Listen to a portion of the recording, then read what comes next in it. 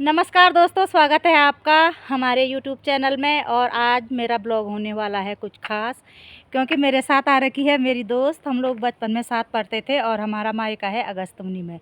और ये क्या करने आई है यहाँ पे, आप इसी से पूछ लीजिएगा। तो बताओ मैडम। नमस्कार दोस्तों, मैं हूँ परमेश्वरी भट्ट और मैं आज ये मेरी पुरानी फ्रेंड है, मतलब हम चाइल्डहुड है। और मैं अभी कर रही हूँ MSW। उसी के रिगार्डिंग मेरा जो है 4th सेमेस्टर का एक प्रोजेक्ट है, सामाजिक अलगाव। उत्तराखंड के सामाजिक अलगाव का मतलब जो है अकेलापन हो गया। जो भी बुज़ुर्ग लोगों का जो अकेलापन है उससे रिलेटेड मेरे को थोड़ा सर्वे करना है। कुछ बुज़ुर्गों के, मतलब 5 गांव के 10 बुज़ुर्गों के ऊपर कर रही हूँ मैं। तो उनसे पूछना है उनकी स्थिति के बारे में कि उनकी देखभाल कौन करता है, उनमें क्या क्या समस्याएं हैं, उनको अकेलापन खलता है या उनका रोज़गार का साधन क्या है।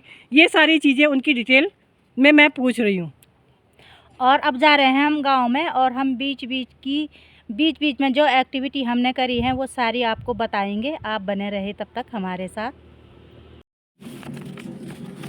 और हम पहुंच चुके हैं किमाणा गांव में। वहां पर हमने बुजुर्ग लोगों से बात करी, तो वो बातें सामने आई जो हमें अपने व्यवहारिक जीवन में लागू भी करनी है। जो बातें हमें बताई गई, शायद हम जाने अनजाने बुजुर्गों की अनदेखी भी करते हैं। बहुत से बुजुर्गों का कहना है कि ज़रूरी बातें हमें पता नहीं होती हैं। तो कुछ बोलते हैं कि हमारे बच्चे खुद ही अस्वस्थ हैं, हमको ही उनकी ज़रूरतें पूरी करनी होती है। कुछ बच्चों के पास अपने माता पिता को देने के लिए समय नहीं होता है। और बहुत सारे बुजुर्ग दंपति ऐसे भी हैं जो परिवार के बीच बहुत खुश हैं। लेकिन कुछ बुजुर्गों ने सरकार के खिलाफ नाराज़गी भी जाहिर करी है। और बताया कितने साल की हुआ कि बाहर के लोगों को रोज़गार दिया जा रहा है और हमारे जो बच्चे हैं उनको अनदेखा कर रहे हैं। और हमारे बच्चे इतने टेंशन में हैं कि वो अपनी बेरोज़गारी को लेके हमारा ध्यान नहीं रख पाते हैं। और इसके अलावा कुछ बुज़ुर्गों को पेंशन मिलती है, उनको उसी से अपना गुजारा करना होता है।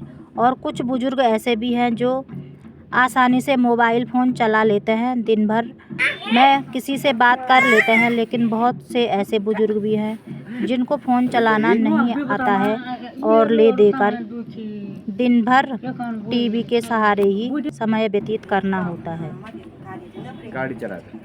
अच्छा, वो भी गाड़ी चलती है। और छोटा बेटा क्या करता है? छोटा लड़का यहाँ घर में रहता है। उनका दुकान भी है। दुकान है, 2 साल के रहते हैं जहाज पर, अब घर में रहता है। दुकान है। अच्छा, दुकान है। होम स्टे भी चलाते हैं। अच्छा, होम स्टे वो भी। उनकी वाइफ और उनकी भाभी है ना।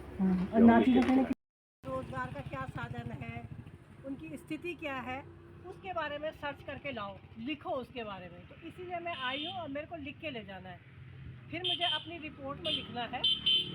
फिर उसके बाद अगर वो रिपोर्ट उनको सही लगेगी तब मेरी रिपोर्ट छापी जाएगी।